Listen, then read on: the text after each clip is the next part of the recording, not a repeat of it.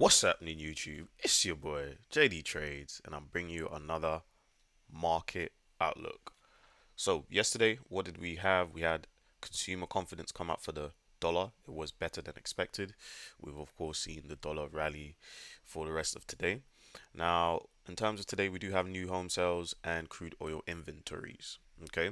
Now, yesterday I explained to you guys off of the daily time frame that there was a higher probability of us pushing out this daily imbalance to give us a new high.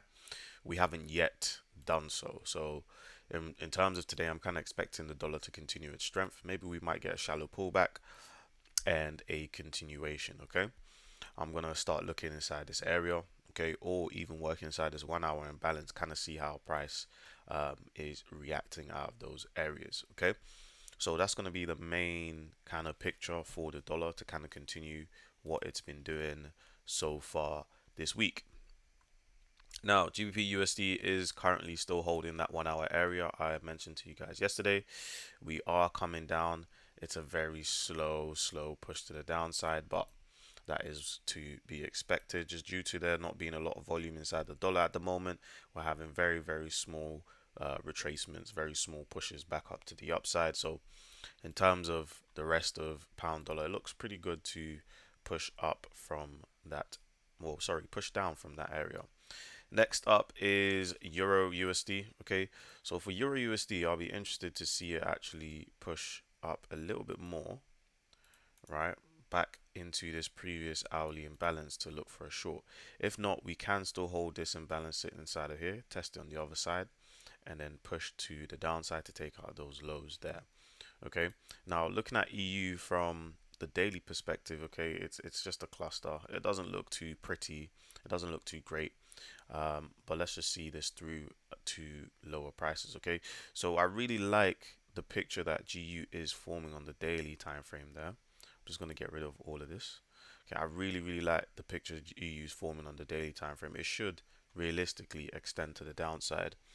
We have any pound news. We've got Governor Bailey speaking on Thursday, and we've got GDP data on Friday. So we may finish the week expanding lower for GBP USD. So let's just see how that progresses for the rest of the week. Next up is Bitcoin. Bitcoin has given a push up a little bit since, of course, dropping that area that I was looking out for.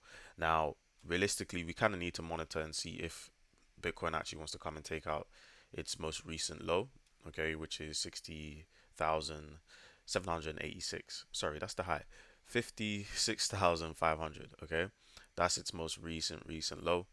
We need to anticipate and see if this actually wants to take out the low. Now, in terms of us actually getting bullish signatures, okay, would realistically have to see Bitcoin climb to the highs of, let's just say, for example, 66,000.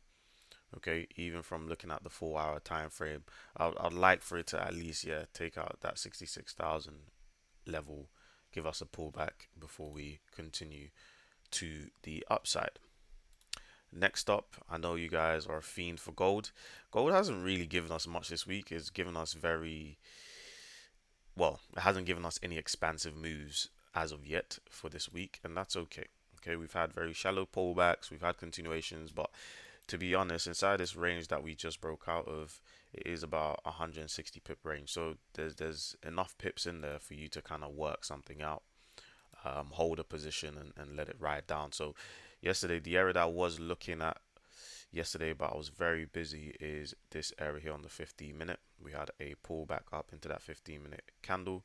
We had a drop down. Okay, we worked inside this 15 minute imbalance inside of here. Just mark it out for you guys so you can see. Okay, we worked inside this 15 minute imbalance. We've had another drop down. So, in terms of the rest of today, I'm not really expecting much from gold. I kind of want to see what it wants to do, how it wants to progress, and then we'll gain a better understanding of what gold wants to do next. But for the time being, on the higher time frame, this does look likely to drop lower. As I mentioned to you prior, this daily candle, how we hit out 50%, we've had a shallow retracement. This can be a potential expansion to the downside. So let's see if we can get some sort of a picture forming this afternoon where we can come for these lows. Okay, the dollar looks likely to take out the high. GU looks likely to take out the low. Gold looks likely to take out the low, which is also another reason why I said, Bitcoin may potentially also take out its low. So, you know, all the majors and the pictures are lining up to give us the understanding that we may actually get lower prices across most of these majors, and it's just something that we should keep an eye out for. Okay, even with USD JPY, it's very close to the most recent high of 29th of April 2024. Okay, 160.209. So there's a high chance that it's most likely going to take that out as well. So of course, bear that in mind. Um, in terms of USD JPY, it's incredibly high. It's incredibly high. USD JPY hasn't been this high since the 90s. So yeah, higher prices just looks likely across USD JPY. So there's also a good chance that gold should drop as well. But yeah, other than that, guys, of course, as I always mention to you guys, don't forget to join my free Telegram. I do post a lot of content inside of my Telegram, a lot of trade setups, a lot of trade ideas, and overall education and analysis is all provided inside of my Telegram at a more frequent basis. The link to the Telegram is inside the description box of this video. And as always, don't forget to like, comment, and subscribe. And remember the theory behind the practice. Peace.